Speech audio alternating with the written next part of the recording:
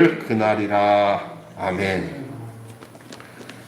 이 로마서는 이 짧게 구절을 잡아서 설교해도 굉장히 오래 시간이 가기 때문에 로마서에 머물 수가 없어서 로마서 본문을 좀 넓게 한 10절 이상 잡아서 여기 말씀을 나누고 있습니다. 오늘 본문 말씀은 행한 대로 받는다.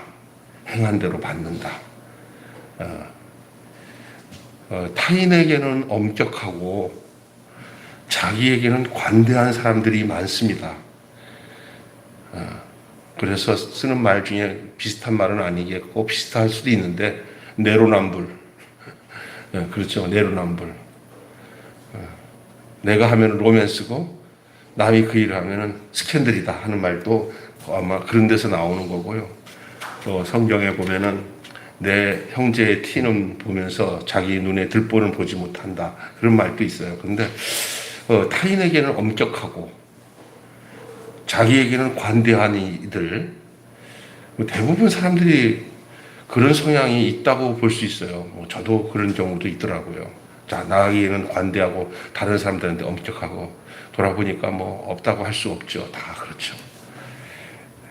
이제 그게 그 인간들의 모습이긴 하지만 그렇게 살아서는 안 되죠. 자신의 기준을 절대화하면서도 그것을 자신에게 적용하는데 둔한 사람, 그런 거죠. 이 무슨 얘기입니까? 자기의 기준이 딱 있어요. 그 기준에 대해서는 절대화합니다. 그런데 그 기준을 자기가 지킬 때는 그 기준에 대해서 자기는 둔해요. 다른 사람한테. 그 잣대를 다른 사람에게 두는 거예요. 그러다 보니까 자기 안에 뭐가 생기냐면 위선이 생겨요. 위선. 그리고 거짓이 생기고요. 또 거짓말도 하게 되고 그런 거예요. 그러니까 어떤 면에서는요. 너무 법이 많고 규칙이 많으면 자기도 걸려 들어가요. 자기도. 그래서 너무 규칙을 많이 만들어서 이렇게 너무 이렇게 잣대를 대고는 그건 대부분요. 그래서 그런 거 좋아하는 사람들은 자기 기준이 강한 사람들이 그렇게 하거든요. 이제부터 오늘부터는 이렇게 한다 그러면서 안 그러면 벌금을 낸다 이렇게 만들고. 근데 그런 걸 좋아해요. 그게. 왜냐하면 기준을 세우는 걸 좋아하고 그 기준이 자기가 그 기준의 그 존재라고 생각한다고요. 얼마나 나쁜 건지 몰라요. 근데 인간의 본성 안에 그런 게 있어요. 그래서 그런 판단하는 것과 기준을 하나님에 대해서도 하나님도 판단의 대상이 되어버리는 거예요. 그러다 보니까. 그러니까 이거는 자기 천상천하 유아독존이요. 그래서 나중에는 어떻게 하냐면 당신 하나님도 내가 판단합니다. 까불지 마 하나님. 이렇게 되는 거예요. 어떤 사람이 저 대중 집회에서 하나님 너 까불면 죽어 그랬다며요. 까불지 마. 그러다가 난리 난 거 아닙니까? 이게 뭐야? 자기 기준이 강한 것을 가지고 하나님께도 조종하는 거예요. 야, 하나님마저도 그들에게서는 판단의 대상이 되는 겁니다. 자기의 느낌과 만족과 필요를 숭배하는 사람들이니까 하나님이 그것을 채워주지 못하면 언제든지 하나님도 자기 눈에는 판단의 대상이에요. 나 하나님 그렇게 안 봤는데 하나님 그럴 수 있어요? 이렇게 되는 거예요. 왜냐하면 모든 것이 자기 기준으로 하다 보니까 자기 기준이 안 채워지면 나는 당신의 이름을 걸고 내가 한 게 뭔지 아세요? 내가 당신을 위해서 11조도 하고요. 교회 봉사도 하고요. 아침마다 새벽에 나와서 기도도 하고 다 했는데 그거 당신 나 채워주지 않아서 좀 속상한데 당신도 따져보니까 내 판단에서 아닌 것 같아? 이러는 거죠. 이런 사람들 많아요. 그러니까 이게 뭐냐면 여러분 그 사람이 말로는 하나님을 섬기지만 하나님은 나의 욕구를 채워주는 어떤 도구나 어떤 미신 대상이야. 대상. 야, 이거 진짜 이거 자기 느낌, 자기 만족, 자기 필요를 숭배하는 자들이니까 그것을 숭배하니까 하나님마저도 그것을 나의 만족을 채워주지 못하고 나의 필요를 채워주지 못하고 나의 그 기쁨을 채워주지 못하면 내가 그게 최고거든. 그게 나의 기쁨이 최고고 내 필요한 게 최고인데 그걸 하나님이 나를 채워주지 못하면 도리어 하나님 앞에 하나님을 대해서 하나님을 판단하는 거예요. 왜 나를 이렇게 행복하지 못해줘? 나의 필요를 왜 못 채워줘? 이게 하나님한테. 아유, 기가 막혀. 근데 이 기가 막힌 일이 이게 다반사예요. 신앙생활 이 제대로 못하고 거꾸로 신앙생활 하게 되면 아니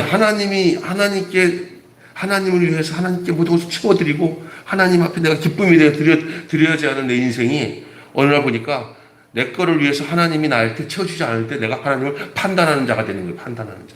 왜 나한테는 왜 하나님 이러세요? 내가 당신한테 애쓴 게 한두 번이에요. 내가 좀 참 행복해지겠다고 난리치는데 왜 그렇게 나의 행복을 왜 안 채워줘요? 그러니까 하나님은 네 행복이 하나님이냐? 내가 하나님이냐? 내 행복이 하나님이죠. 그거죠. 뭐. 그러니까 하나님을 판단하지. 인간이 이렇다니까요. 그래서 여러분 자기 기준으로 뭐든지 하는 사람은 자기 기준에 안 맞으면 하나님까지도 판단하고 만다. 오늘 1절 말씀 보면은 그러므로 남을 판단하는 사람아 누구를 막론하고 네가 핑계하지 못한 것은 남을 판단하는 것으로 네가 너를 정죄함이니 판단은 네가 같은 일을 행함이라. 자, 여러분 하나님을 판단한다고 그랬잖아요. 하나님을 판단하는 사람. 하나님은 인간의 만성적인 악행에 대해서 버려두셨어요. 지난 본문에 저희들의 각각 그 하는 행동, 그 죄악에 대해서 하나님은 각기 버려두사. 이 말은 이 신학적인 용어로 말한다면은 벌커프의 도직신학 그 첫 번에 보면은 이 유기라는 말이 나와요. 유기가 뭐냐? 버려두는 거예요. 하나님의 속성 속에 하나님은 길이길이 참다가 어느 날 하나님은 어느 때에 하나님은 할 수 없이 버리는 거예요. 어떻게 하나님이 버릴 수가 있어요? 이 버려둠이라는 것은 길이 참고 용납하는 가운데서 나타나는 마지막 결과예요. 우리가 하나님의 참으심의 한계는 나중에 뭐로 끝나냐면 버려둠에 끝나요. 이게 버려둠의 대상이 되면 안 돼요. 하나님이 참고 기다리는 그 기간 안에 하나님께 돌이켜 하나님 내가 잘못 알았네요 하고 돌이키는 그 사람이 돼야 되는데 아무리 기다리고 용납하고 참고 인내해도 돌아오지 않는 사람을 향해서 버려둔 자라고 하는 거예요. 그것은 최종적인 심판이 아니라 인간이 자기 한계를 깨닫고 돌아오게 하시는 하나님의 그 비정한 자비, 그게 유기예요. 버려둔다는 얘기가 냉정하게 버려둔다는 얘기가 아니라 참다가 이제는 끝이구나. 그거예요. 그게 버려둔이에요. 그냥 그 로마서 1장에 나오는 그 하나님이 각각 저들을 버려뒀다고 하는 이 버려둠은 그냥 냉정하게 한두 번 한 다음에 아니구나 하고 딱 묻자르듯이 버리는 게 아니에요. 종일 팔을 벌려서 너희들이 돌아오기를 기다리신 그 하나님의 인내의 사랑의 마지막 표현, 그게 버려두는 거예요. 비정한 자비라고 하죠. 이것은 하나님의 그 인자하심 그리고 용납하심이 또 길이 참으심의 또 다른 표현입니다. 역설적인 표현입니다. 버려둠이라는 게. 하지만 인간은 돌아오지 않았어요. 그렇게 하나님이 참고 인내도 돌아오지 않았어요. 결국 돌아오지 않은 저들의 결과는 또 다른 표현이 버려둠이에요. 유기라는 신학적인 용어로 유기라는 말이에요. 하나님의 사랑을 멸시했기 때문에 그 사랑으로 돌아오지 않습니다. 종일 내밀어 돌아오기를 바라는 하나님의 손을 부끄럽게 하였습니다. 여러 번 갔다가 손을 딱 내밀어서 악수하려고 하는데 악수를 안 하고 쌩하고 갈 때 그 손이 얼마나 부끄러워요? 그런 표현이에요. 옛날에 누가 이제 좀 화해하려고 그 사람 만나면 좀 화해하겠다고 손을 딱 내밀었는데 저쪽도 손을 내밀면 아이고 하고 손 내밀 줄 알았는데 아주 쌩하고 갈 때 그 손이 헐렁하잖아요. 손 괜히 내밀었네. 그럴 때 있잖아요. 하나님이 그런 기분이라는 거예요. 그런 기분. 지금 덥석 손을 잡아야 하는 편은 누구예요? 덥석 손을 잡아야 할 편은 인간이에요. 그런데도 하나님은 그 자비의 손을 내밀어서 그래도 손을 내밀고 계속 기다리고 있는데 어느 하나님의 그 자비의 손을 붙잡는 사람이 없어요. 다 죽으려고 환장한 거죠. 그게 끝난 거죠. 버려두는 거예요. 하나님에게 있는 냉정함이 아니라 하나님은 끝까지 손을 내밀고 종일토록 손을 벌렸노라. 손을 벌렸는데도 그 하나님 품에 그 손을 잡고 돌아오는 사람이 하나도 없었다. 그 말이에요. 그 상태가 버려둠이에요. 그 사랑이 빗겨나가는 사람이에요. 사랑이 빗겨나가는 사람. 하나님의 손이 부끄럽게 하는 것. 하나님의 판단을 수용하지 않고 도리어 자신이 옳다고 판단하는 거예요. 그러니까 하나님의 판단을 수용하지 않으면 자신의 판단이 옳다고 생각해요. 앞으로 그 고집, 회개하지 않은 그 완악함에 대해서 하나님은 최종적으로 심판하실 수밖에 없어요. 돌아오지 않는 동안에 그들의 평안은, 돌아오지 않은 동안에 가지고 있는 그들의 평안은 거짓 평안입니다. 잠시 찰나적인 평안입니다. 쏟고 있는 평안입니다. 하나님 없이도 살만해 하고 있는 그게 그들에게 있어서는 그게 긴 것 같아도 그는 잠시 평안입니다. 죽은 평안입니다. 거짓 평안입니다. 그들은 하나님의 진노를 그 결과로 날마다 쌓고 있는 거예요. 왜냐하면요, 하나님에 대한 판단을 인정하지 않고 자기 판단으로 하나님을 판단하는 그 사람에 있어서 그가 가지고 있는 어떤 것이 그게 평안이라고 생각하지만은 그 평안이 아닙니다. 거짓입니다. 그것은 계속 그 평안 속에서, 거짓 평안 속에서 진노가 계속 쌓이는 거예요. 진노가 쌓이는 거예요. 하나님의 판단이 어떠한 것인가 좀 말씀 좀 더 나누고 싶습니다. 하나님은 각 사람이 행한 대로 보응하십니다. 하나님은 물에 물 탄 듯 술에 술 탄 듯 뭐 이렇게 대충 그런 신분 아닙니다. 그렇다고 해서 하나님은 그렇게 뭐 깐깐한 분이고 말이야 사랑도 없고 그런 분이 아닙니다. 하나님의 성품에는 두 가지가 같이 공존하는데 하나님은 하나님은 거룩하신데 그 거룩한 하나님의 속성에 두 가지가 함께 공존합니다. 하나는 하나님의 사랑, 또 하나는 하나님의 공의, 의로움. 그러니까 이게 함께 겸전했을 때 거룩이라고 할 수 있는 거예요.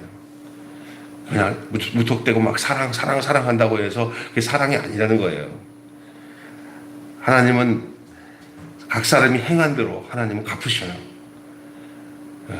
어떤 면에서는 우리 인간은 그런 생각을 갖고 있어야 돼요. 그래야 우리가 온전해지고 바르게 될 수 있는 그러한 상태로 갈 수 있는 비결이에요. 왜냐하면요, 우리가 막 살아도 괜찮다고 생각하는 그 생각은 우리가 버려진 상태의 사람이라는 것을 증명해주는 상태란 말이에요. 그러나 내가 이렇게 살면 하나님이 언젠가 이거 보시겠지, 이런 생각, 나보다 더 분명하게 하나님이 판단하시지, 이런 생각을 가지고 있을 때 우리가 우리의 위치를 찾을 수가 있어요. 하나님의 용서와 하나님의 자비를 수용하고 회개에 합당한 열매를 맺는 사람과 반대로 고집스럽게 회개하지 않는 자가 맞이하는 그 운명은 장차도 다르겠지만 지금 그 상태에서도 달라요. 벌써 이건 앞으로 그렇게 될 거야. 하나님께 고집 부리고 나온 사람들은 망할 거야. 지금 하나님 앞에서 순종하고 따르는 사람은 지금은 힘들겠지? 이 생각하지만 안 그렇습니다. 여러분, 의지하고 순종하고 따르는 그 자체가 벌써 행복이에요. 하나님과 온전한 관계를 갖고 현재의 삶을 살잖아요. 그러면 그 삶이 벌써 기쁨이요, 즐거움이요, 행복이에요. 믿습니까? 만약에 내가 지금 하나님과 함께 현재적으로 기쁘게 즐겁게 살지 못하고 맨날 하는 것마다 맞아 못해서 살지 뭐 내 뜻 하나 이루어지는 거 하나 없어. 하나님 살아계십니다. 하늘에서 돈벼락이나 한번 내려주면 얼마나 좋겠어. 맨날 이렇게 자기 기준으로 하나님을 하면서 맨날 입에서 불평을 툴툴하면서 하나님이 그게 아니고 진짜 행복은 이거다 하고 찾아가도 관심 없어. 내가 생각하는 것들 따라와 하나님이 하고 끝까지 고집 부리고 그렇게 살아가는 사람들이 있어요. 벌써 그 사람은 미래의 운명이 벌써 그 존재, 지금 현재 그 존재에서 결정된 거예요. 무슨 얘기인지 아셨어요? 근데 지금 비록 삶이 좀 구차하고 힘든 것 같은데도 불구하고 그런 게 하나도 안 보여. 그냥 내가 날마다 하나님과 벗삼아 그냥 그 크신 사랑 못 잊어서 날마다 그냥 어떤 입에서도 주님 감사합니다. 날 구속하신 주님 감사합니다 하고, 주님 나는 내가 살아가는데 내 기준과 내 뜻은 전부 다 속되고 고집스럽고 좋지 못한 것인 줄 내가 압니다. 하나님이 뜻이 분명하다면 내가 그 뜻을 알고 그 뜻 앞에 순종하고 따르게 해주세요. 그러다 보니까 말씀이 하나 깨닫을 때마다, 하나님의 말씀이 내가 찾아올 때마다 현재의 삶에서 기쁨과 은혜를 누리면서 앞으로 될 날이 지금 내 현재의 모습 속에서 보여지는 거예요. 앞으로 되어질 날이 뭐야? 내가 주님과 영원히 머물면서 영생공락할 것이 이미 이 땅에서 내 삶 속에서 이미 그린 거예요. 달아 밝은 달아 이태백에 놀던 달아, 그 얘기하잖아요. 이태백이가 하늘에 있는 달이 이렇게 보니까 이 냇가에 뭐 달이 있어. 냇가에도 있고 하는 데 있어. 그래서 그 냇가에 있는 달을 이렇게 그 달이라고 첨벙 들어갔다 그러잖아요. 내 마음은 호수예요. 우리 속에 이미 그 하나님 나라가 비춰져서 내 속에 있는 거예요. 내 속에.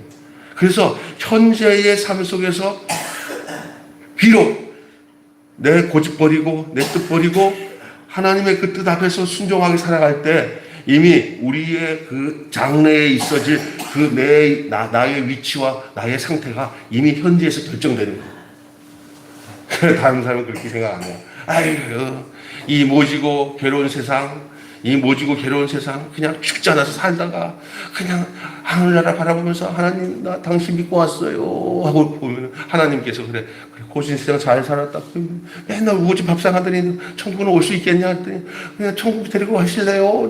그냥 지지직 공상으로 살다가 여기까지 왔는데 나 뭐가 뭔지도 모르겠어요. 이렇게 가라. 나는 이 땅에서 나와 함께 안 살고 네 멋대로 네 고집대로 살았는데 이 땅 내가 있는데 너를 내가 왜 데리고 가냐? 아이고 너 왔냐? 그래 너 왔냐? 아이고 너 이렇게 아이고 그래 넌 이 땅에서도 여기 올 생각하고 이 땅에서 똑같이 여기 천국이랑 똑같이 살았지. 아유 뭐 그렇죠. 여기 분명한데요. 너는 와. 내가 바로 내 안에 사는 게 바로 그렇게 사는 거야. 나는 괴로워서요. 주님만 생각하니까 막 기뻤어요. 생명 주신 것을 찬양하고요. 기뻤어요. 내가 눈이 확 떠져서 내가 장님으로 안 살고 내가 이 새로운 그 영적 세계를 알고는요. 이 세상에 힘들 때마다 내가 더 믿음이 생기는 거고 어려울 때마다 내가 하나님께 기도할 수 있는 것을 하나님 가르쳐 주셔서 알게 돼서 내 고집 다 버리니까 그냥 당신 뜻대로 내가 살았어요. 그냥 살다 보니까 왔어요. 그랬더니 그래 그게 천국으로 가는 길이다. 넌 제대로 제 코스로 왔다. 자, 문 열었으니 들어가라. 나는요, 너는 그 코스로 못 사고 저쪽 코스로 가. 거기는 어두운 데니까. 너 그렇게 어둡게 살았잖아. 그 어둡게 살았으니까 어두운 데로 가. 나 당신 믿었어요. 나 믿은 거 아니야. 근데 너는 불법을 행했어. 너는 나를 믿은 게 아니라 네 고집으로 살면서 내가 기뻐하려면 싫어하고 내가 감사하라고 하면 불평하고 그렇게 살았잖아. 나는 주여 하고 막 살았어요. 너 겉으로는 그렇게 살았어. 너 속은 내심은 그렇게 안 살았어. 그렇게 얘기한다니까. 내가 하는 얘기 진짜 중요한 얘기예요. 현재 어떤 일이든지 우리에게는 불평스러운 게 없어요. 그분 안에서 내가 구속함을 받고 구원함을 받았다는 이 사실 앞에는요. 어떤 어두운 것도 다 물러가는 거예요. 이런 얘기할 때 믿음으로 안 받아지는 사람이 있어요. 아이고 좋은 소리야. 목사님이니까 그런 소리 하지. 이럴 수 있어요. 그냥 속지 마세요. 목사에서 하는 소리가 아니라 진리고 생명이고 진짜 말씀이기 때문에 하는 거예요. 그래서 예수님이 나더러 주여 하는 자마다 천국에 갈 것이 아니라 아버지의 뜻대로 행한다는 얘기가 뭐냐면 내 고집 버리고 당신의 뜻을 쫓아 산다는 얘기예요. 다시 얘기합니다. 이 땅에서 지옥까지 살면 지옥 갑니다. 이 땅에서 예수 안에 살면 천국 갑니다. 믿습니까? 바보처럼 맨날 웃고 말이야 좋아 하고 사는 게 예수 안에 사는 건 아니에요. 때로는 심각한 문제 앞에서 기도하고 주님의 마음을 갖고 주님 마음이 내 마음이고 주님 뜻이 내 뜻이에요. 내 뜻은 전혀 없어요. 언제든지 내 눈의 시각이 주님의 시각이야. 때로는 연약해서 넘어지면 곧바로 그냥 무릎 꿇고 주님 내가 부족합니다 하고 그대로 그냥 토설해. 그게 주님과 함께 사는 삶이야. 그냥 주님도 모를 거야 하고는 속으로 계속 껍데기를 담아내기 그 양파 껍질처럼 계속 이렇게 껍질로 외식을 하면서 속으로는 종교인으로 가 믿음 있는 척 하면서 속으로는 세상 사람보다 더 악한 그 근본적으로 더 악한 그런 삶을 살 수도 있어요. 죽어보면 알죠. 근데 이 땅에서 내가 누구 안에서 그 생명을 누리고 살고 있느냐 아느냐가 굉장히 중요한 겁니다. 그냥 믿음이 갑자기 오는 거 아니에요. 그냥 믿음이 그냥 믿음하고 뭐 이렇게 이론적으로 다 성경적으로 이렇게 하면 만들어질 수 있어요. 그런데 그 믿음이 뭡니까? 그게 존재가 믿음이죠. 나의 존재가 믿음이죠. 어떤 존재? 예수 그리스도 안에서 생명으로 살아가는 존재고, 예수님이 천국이 임하였다 할 때 예수가 임한 게 천국이거든요. 그건 장소적인 개념이 아니에요. 천국은요. 그것은 존재적인 개념이고 상태적인 개념이에요. 천국은. 그런데 그 상태적인 개념이 이중적인 구조를 가지고 있어요. 아직과 이미, 아직과 이미. 이미라는 것은 우리 지금 이미 예수님이 왔으니까 이미 천국이 이루어졌어요. 그 아직이라는 천국은 뭐냐? 그 임의로 이루어진 그 천국 안에서 잘 살아내면 아직이라고 하는 그 천국으로 가게 돼 있어요. 그 임의와 아직은 정확한 중요한 거예요. 천국은 여기 있다 저기 있다 못하더니 천국은 네 마음 안에 있느니라. 하나님 나라는 먹고 마시는 게 아니라 오직 성령 안에서 의와 희락과 평강입니다. 하나님 앞에서 우리가 살아가는 이 삶을 기억하면서 운명이 달라진다니까요. 이거 제가 얘기하려고 그러는 거예요. 하나님 말씀 앞에 자기 뜻을 꺾고 하나님의 판단만이 옳습니다. 제 판단은 언제든지 틀립니다. 하나님 판단이 제 판단이 되어서 하나님 판단 가운데 살겠습니다 하면서 고집 꺾고 그 안에 순종하며 사는 사람들이 있는 반면에 끝까지 고집을 부리면서 자기 기준으로 하나님까지도 자기 기준으로 판단하면서 살면서 고집 부리고 사는 사람의 운명은 다릅니다. 그것은 행위 구원을 얘기하는 거 아니에요. 어떻게 뭘 행하기 때문에 그 결과가 온다는 게 아니에요. 이거는요. 하나님의 은혜를 수용하고 주 오실 날 그날까지 참고 그 안에서 선을 행하며 영광과 존귀와 썩지 아니할 것을 구하는 삶, 십자가 안에서 구속을 받아 대속함을 받아 은혜를 받아 그 안에서 그 생명의 존재로 발견된 그 삶으로 믿음을 표현하며 하나님을 드러내며 하나님을 보여드리며 누가 봤을 때 네 얼굴 보니까 네 집 아들이네 하는데 내 얼굴 보니까 너 진짜 하나님이 뭔가 다를 수밖에 없는 거예요. 다른 거예요. 똑같이 하진 않아요. 뭐 달라지는 것도 내가 노력해서 달라지는 게 아니야. 그냥 존재적에서 그 생명이 들어오면은 그 생명나를 가면 갈수록 그 앱이 닮았네. 그 말이 나오는 것처럼 하나님 닮았네. 말하는 것도 하나님 같네. 그렇게 되는 거예요. 그리고 하나님은 영이시기 때문에 당신을 이렇게 표현해 드리고 드러낼 수 있는 것은 육신을 가진 사람을 통해서만 할 수 있어요. 그러니까 하나님이 더 나를 더 애달게 찾아요. 왜냐하면 당신을 표현할 수 있는 존재로서 쓸 수 있는 게 인간인데 그 인간이 십자가에서 죽고 다시 사는 인간만이 하나님을 표현할 수가 있어요. 다시 말해서 그리스도 안에서 죽고 그리스도 안에서 다시 살아나는 그 생명만이 하나님을 표현할 수 있는 사람이에요. 왜냐하면 그 생명을 가지고 있기 때문에. 그 생명이 하나님이 주신 생명이기 때문에 그 생명이 자라면 자꾸 표현하게 돼 있어요. 오늘 또 조금 전에 우리 종민이가 전화가 왔어요. 아니 종민이 너 웬일이냐? 아유 아버님 죄송해요. 뭐 바쁘고 힘들다 보니까 생각 못하다가 뭐 전화를 했대. 그래서 속으로는 내가 요즘에 종민이 약간 마음에 이 자식 애기만 키우다가 보면 장인한테 뭐 한 번이라도 애기 사진도 한 번도 안 보고 좀 섭섭한 마음이 있었는데 전화 갖다 왔어요. 그랬더니 어떠냐고 물어봤더니 보기 힘들긴 하지만 보기만 해도 이쁘고 뭐 어쩌고 뭐 그렇게 얘기해. 조금만 더 지나봐라. 넌 진짜 이제 막 뒤집어질 거다. 이뻐서.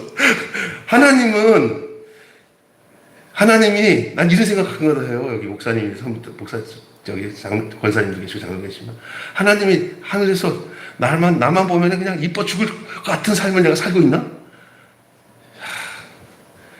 안지나서나 내 안에 계신 그 하나님의 그 생명이 나 안에서 막 표현되어지고 애교를 떠고 야, 이게 우리의 존재예요, 진짜. 이 인생에서 저기, 돈벌어지처럼 돈이나 많이 벌어갖고 부자 되고, 이게 최종적인 복이 아니야. 내 안에 하나님이 계셔서 내가 나이가 들든 적든 간에 내가 날마다 당신을 사랑합니다. 그분만 알아, 그분만. 그러니 그 하나님의 사랑 가지고 사는 거예요. 네? 교회를 나가도 그 하나님 가지고 사랑하는 거예요. 믿습니까? 그게 최고예요. 그게 그 최고인 줄 모르면 어떤지 아세요? 남 잘 사는 거 보면 부럽고, 남 잘 되는 거 보면 내가 비굴하고, 이런 판단 기준 속에 살아. 근데 하나님과 이 관계가 쫙 되면 그런 게 하나도 안 보여. 날마다 나와 하나님 관계 속에서 기뻐. 이런 삶이 여러분에게 있기를 주님은 축원합니다.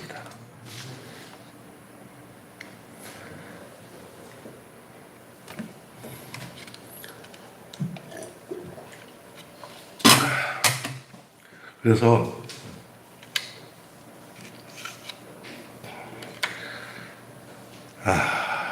반대로 당을 짓고 진리를 따르지 않으며 도리어 불의를 행하는 자들은 하나님의 진노와 분노를 자아낸다고 그렇게 얘기하고 있어요. 유대인이라고 해도 더 봐주는 것도 아니고, 이방이라고 해서도 또 더 그렇지도 않은 것도 아니고, 몰라서 그렇다 그렇지도 않아요. 우리는 유대인 같지 않아서요. 유대인들은 이미 하나님 말씀 가지고 살았지만 우리는 뒤늦게 와서 뭘 안다고 우리한테는 그렇게 차별할 수 있냐, 이렇게 하는 것도 안 봐준다는 거예요. 또 유대인들은 우리는 특별하게 이방인들과 다르지 않습니까? 하나님의 율법을 받은 자들이 아닙니까? 이런 것도 하나님 안 봐준다는 거예요. 그때는 어떤 방법으로 이렇게 해도 핑계가 안 통한다는 거예요. 핑계가 안 통해요. 그들은 다 그들만의 방식으로 복음을 들은 거예요. 그래서 어떤 사람들이 그런 거예요. 하늘나라 가서는 다들 유구무원, 말을 못한대요. 핑계에 대해서. 너 왜 그러냐? 핑계를 댈 수가 없대요. 다 핑계가 안 된대요. 핑계가. 뭐 앞에서는요? 복음 앞에서는. 특별히 우리가 하나님께서 예수님을 이 땅에 보내셔서 우리를 위해서 십자가에서 대속의 제물이 되고, 우리가 그 구원의 진리의 내용들을 다 알잖아요. 우리 같은 경우는 정말 핑계 못 대죠. 근데 다른 사람들에 대해서도 여러분이 핑계 댈 게 있을 거라고 생각하지만 절대 없어요.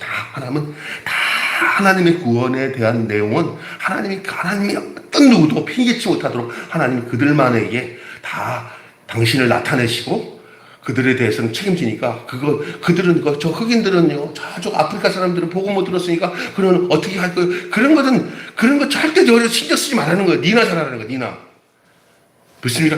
옛날에요, 저 삼국시대 때는 복음이 들어오지 않아가지고 예수님도 못 믿는 사람들은 그때 예수 못 믿고 죽었는데, 그 사람들은 어떻게 되냐고, 그죠? 예? 그 고구려 시대 때 예수님의 복음도 못 듣는 사람들, 죽은 사람들은 예수님이 안 믿고 죽었으니까 어떻게 되냐고. 그 사람들은 핑계 댈 게 있을 거 아니냐고. 거기 교회가 있었어요? 거기 김병수가 있었냐고요. 가서 복음을 전했냐고요. 없잖아요. 그 사람들은 어떻게 됐어요?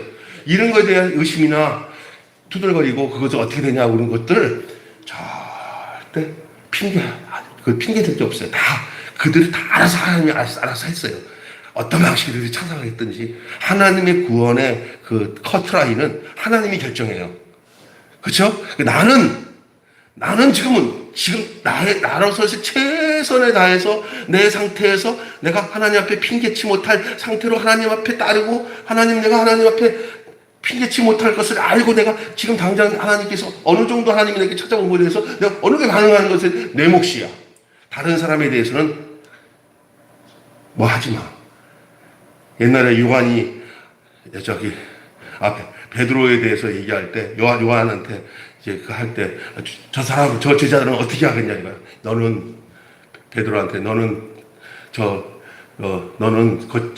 그가 어떻게 될지 생각하지 말고 너는 나를 따르라고 그랬잖아요. 다 알아서 하나님의 그 고난 안에 다 있어요. 그게예요. 그래서 다 그들만의 방식으로 다 복음을 듣게 하시고, 심지어 죽은 지옥에 간 사람까지도 복음을 전한다는 내용이 있잖아요. 그 신학적인 것이 아주 난제지만 그 정도니까 이 땅에 대해서는 하나님 앞에 하나님의 고난, 하나님의 그 모든 그 주권 앞에 다 맡기셔야 돼요. 난 뭐냐? 하나님 전부 다 하나님께서는 핑계 댈 사람이 없다. 그 문제는 뭐냐? 나야, 나. 나는 하나님 앞에 섰을 때 내가 하나님 앞에 이런저런 핑계대고 난데 나는 모른다고 할 수 있는 사람이 되면 안 된다는 거예요. 이것은 어떤 삶이 되어야 되냐? 자기 기준이나 자기 판단을 버리고 지금의 하나님, 나를 찾아와서 나에게 줄 그 복음 앞에 내가 합당한 존재로 서느냐가 중요한 거예요. 그걸 받아들이는 거예요. 뭐, 딴 생각하지 말고. 믿음으로 반응했는지에 대해서, 그렇게 하지 않았는지에 대해서, 그것만 중요한 거예요. 그건 누구의 이야기에 대한 것, 어떤 사람은 어떻고요, 어떤 사람은 어떻고, 그거 논할 여유가 없어요. 나 하나, 그 예수 그리스도로 말미암아 구원받은 거. 옛날 시대는 어땠고요? 또 저 멀리 아무도 없는 곳에서는 그 사람은 어떻게 보면 구원받아. 그건 하나님이 알아서 할 문제야, 지금. 절대 너는 걱정하지 마. 나와 하나님 관계. 왜냐하면 하나님은 그런 운명으로 나를 이 상태에 놓여있게 해서 여기서 내가 어떻게 선택을 하고 어떻게 결정하느냐에 따라서 그 상황을 하나님이 지금 만들어 놓은 거니까 우리의 상태에서는 하나님이 참 고마운 거잖아요. 찾아오셨잖아요. 복음으로. 이게 진짜라고 생각하고 믿는 것밖에는 우리 고집과 우리의 판단을 꺾는 일이 없어요. 그걸 그렇게 되는 거예요. 주님 찾아오셨네. 주님 찾아오셨네. 모시어 드리시. 오직 믿음으로만 구원을 얻는 거예요. 예수 그리스도께서 나를 위해서 십자가에서 죽으시고 나를 위해서 부활하신 그 안에 내가 합하여서 내가 그 존재로 살아가는 그거 외에는 더 이상 논할 게 없어요. 논할 게. 다른 사람은 그리고 논할 거 없어요. 내게 들려진 복음 앞에 합당하게 행하는 것밖에는 없는 줄로 믿습니다. 하나님의 판단 기준에 대해서 다시 말씀드릴게요. 그건 뭐냐? 율법의 형태로 복음을 전해왔던 이 유대인들은 그 율법이 정한 대로 판단을 받을 거예요. 그러면 율법이 없는 이방인들은 어떻게 될까요? 아까 제가 얘기했잖아요. 옛날 사람들, 또 멀리서 아직까지 그 복음이라고 복음의 복자도 들어보지 못한 사람들이 있을 수 있잖아요. 그 사람들은 어떻게 될까요? 그들에게는 양심의 법이 있어요. 양심의 법. 우리 하나님은 저놈이 복음을 전했으면 그 복음을 믿고 구원받을 사람인지를 소급해서 다 아시는 하나님이에요. 믿습니까? 그 내 생각으로 상관하죠. 그 사람이 예수를, 그리고 그 인생의 모든 시간과 때와 상태와 그 모든 걸 결정하시는 하나님의 고난 안에 있고요. 하나님의 그 능력 안에 다 있는 거잖아요. 전지전능한 하나님 앞에.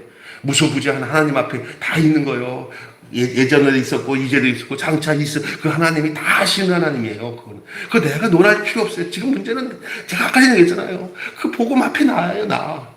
이 복음이 내게 들려졌다는 것 자체에 다른 거 챙겼을 거 쓰실 거 없이 그 앞에 내가 존재로서 그를 받아들이고 구원받고 나 구원받았습니다. 나 하나님의 자녀된 거 감사합니다. 이게 전부군요. 라고 이렇게 고백하는 것밖에는 우리에게는 다른 방법이 없어요. 그게 하나님이 우리를 부르신 방법이고요. 다른 그 사람들에 대해서는 또 하나님 방식대로 찾아가서 그 사람들이 구원받을지 안 받을지에 대해서는 하나님이 결정하시고 판단할 일인 줄로 믿습니다.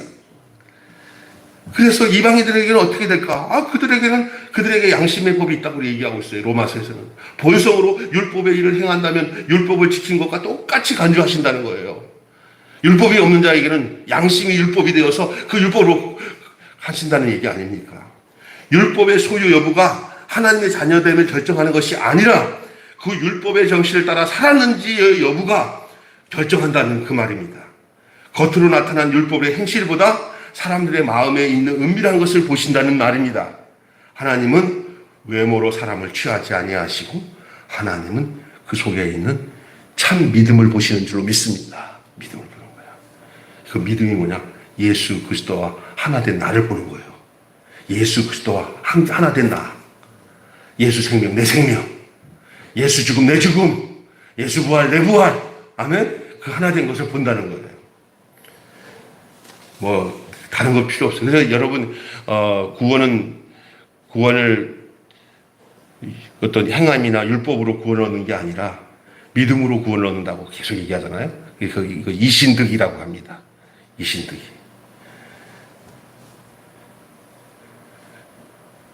하나님의 판단을 수용하지 않으면, 중요한 얘기하고 마치겠습니다. 하나님의 판단을 수용하지 않으면 하나님을 판단하는 자가 된다. 한번 따라서 합시다. 하나님의 판단을 수용하지 않으면 하나님을 판단하는 자가 된다. 이건 어쩔 수 없어요. 하나님을 판단하는 자는 어떠냐? 하나님의 판단을 수용 안 해요. 자기 고집대로 살아요. 오늘날 종교적인 생활을 하는데 자기가 안 죽고 끝까지 자기 기준으로 하나님에 대해서도 자기가 판단하면서 신앙생활하는 사람이 있어요. 자기는 신앙생활 잘한다고 생각하는데 아직까지 자기는 자기 그 기준이 너무 강해. 그래가지고 그건 안 내려놔. 그리고 내가 아는 것만큼 내가 믿는 게 진짜 똑똑한 거야. 그렇게 생각을 해요. 자기 기준 안 내려놔요. 그게 진짜 고집스럽게 안 빠지는 쓴뿌리예요. 그냥 안 빠져요. 근데 그게 결정적으로 뭐냐면 결국 가서는 하나님의 판단을 부인하기 때문에 자기 판단으로 살아가는 사람이 되고 말아요. 그것이 다른 말로는 불법이에요. 그게 불법이에요. 그 십자가 없는 복음이에요. 십자가는 죽는 복음이에요. 뭐가 죽는 거냐? 자기 기준이 죽는 거예요. 자기 기준이. 그러니까 자기 기준이 죽어요. 내가 옳고 선한 것을 판단 안 합니다. 그냥 자기 기준이에요. 상당히 이게 복잡한 것 같고 난해한 것 같은데 이게 굉장히 중요한 문제예요. 이게 선악과 문제거든요. 우리가 인생 살아가면서 저는 지금 그 내용을 얘기하지만 저도 여기서 완전하지 못해요. 그러니 나도 날마다 사도 바울이 말한 것처럼 날마다 죽는다는 고백밖에 할 수가 없는 존재예요. 주여, 또 죽습니다. 죽는 일밖에 없는 거예요. 그래야 죽을 때만이 살아나요.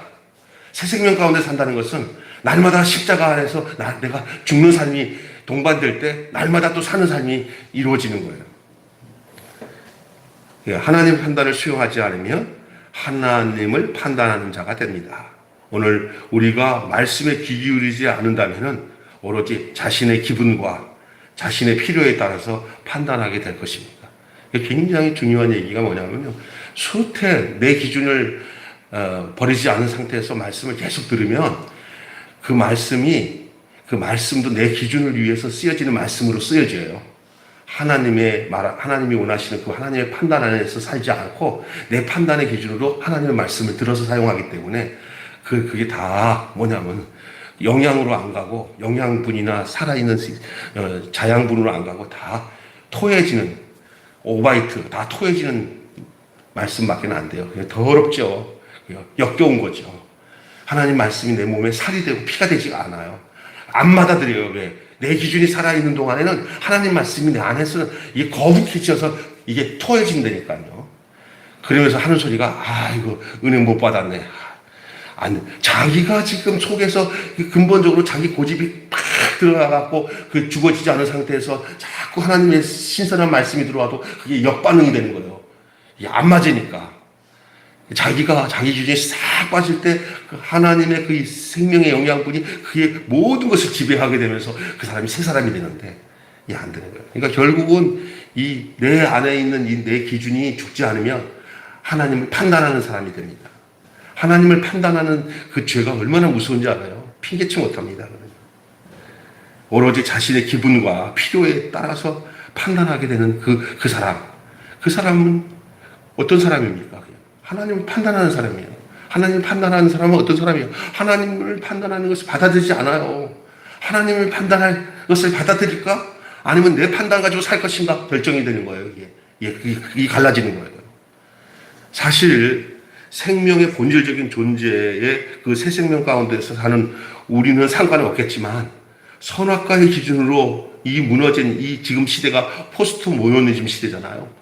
어떤 증상으로 볼 때는요, 선악의 기준이 다 모호해지니까 이게 생명 안에 있는 사람들과 비슷한 그런 처지가 된 것 같은데 하나는 사탄으로 온 거예요, 이거는요. 여러분 이게 있습니다. 공산주의라는 건 좋은 말입니다.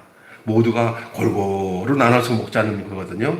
그 공산주의라는 그 토대는 똑같은 좋은 건데 그것이 플로레타리아 혁명인 이 막스주의나 폭력을 통해 가지고도 다 똑같이 나눠 먹자 하는 이 사탄적인 거랑 똑같은 공산주의인데 이 공산주의, 기독교적인 공산주의는 뭐냐?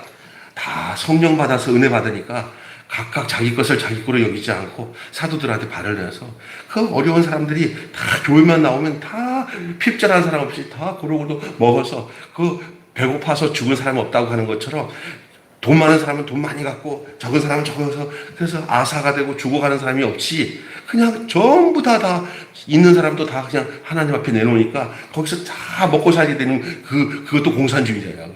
그게 하나님 나라 공산주의예요. 그런데 이 사탄이 하는 공산, 여러분 선악의 기준이 모호해지고 없어지는 상태, 포스트 모노즘으로 무너질 수도 있지만은 예수 그리스도의 십자가의 생명으로 인해서 이루어지면 이 선악의 기준이 사라지는 거예요. 똑같은 거예요. 그 공산주의에 대한 이야기가 이 프롤레타리아 혁명인 이 막스주의로 생겨진 똑같은 공산주의의 말이, 또 하나는 사도행정적인 이 나눔의 축복의 현장, 이 공산주의. 그 목적하는 말이 비슷한데 결과가 다르잖아요. 지금 포스트 모노즘이 뭔지 아세요? 선악이 모호해요. 지금 완전히 이게 악인지. 이건 뭐냐면요, 선악으로 분별하는 것보다 더 악한 거예요.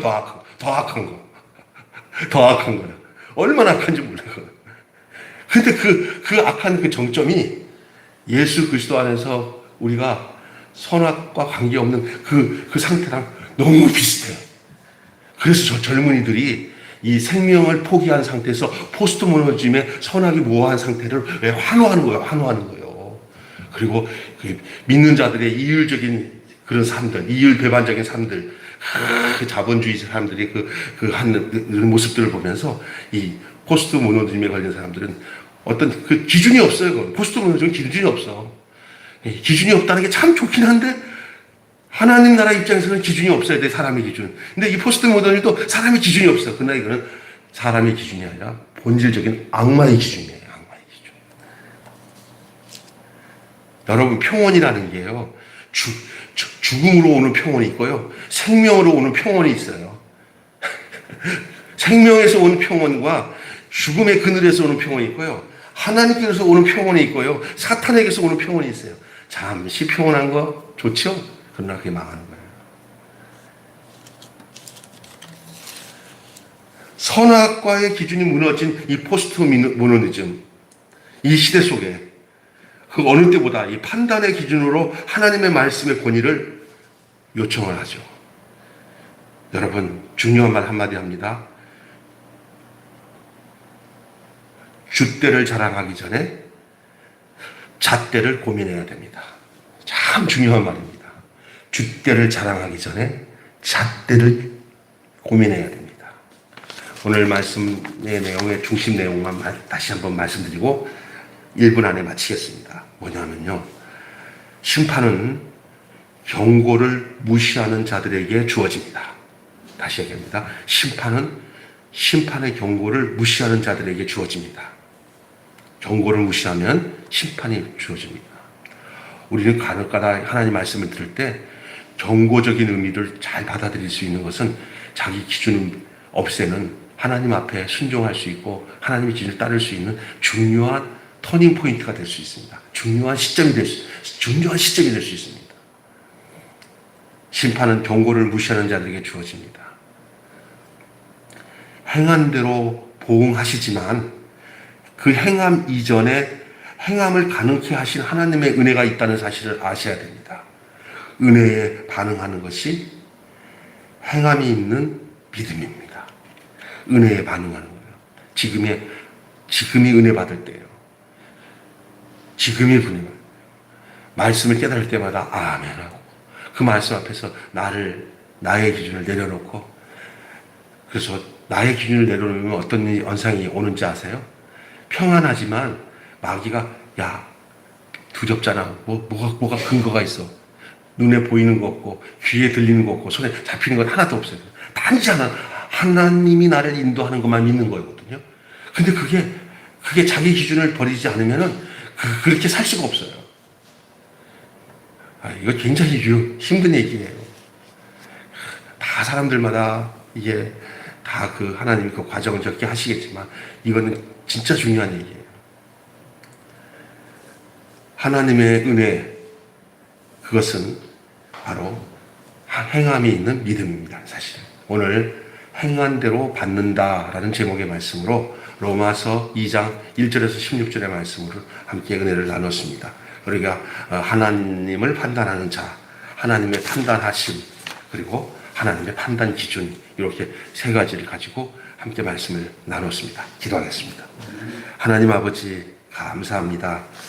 로마서 말씀을 이렇게 1절부터 16절 2장 오늘 함께 읽고 이 말씀을 통해서 오늘 우리에게 주시고자 하는 하나님의 귀한 말씀을 경청하고 듣게 하시고 그 말씀인데 우리에게 참된 양식이 되게 해 주셔서 감사합니다.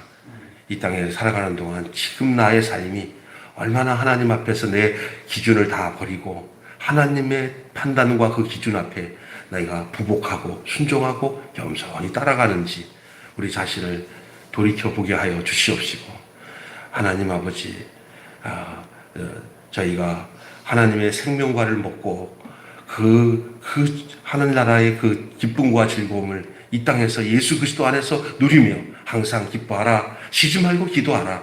이는 그리스도 예수 안에서 너희를 향하신 하나님의 기준이다. 하나님의 뜻이니다. 말씀하신 그 말씀 앞에 우리가 그렇게 살아나는 그리고 사라지는 그런 우리들이 되게 해 주시옵소서. 우리 주 예수님의 이름으로 기도합니다. 아멘. 주님 가르친 기도로 마치겠습니다. 하늘에 계신 우리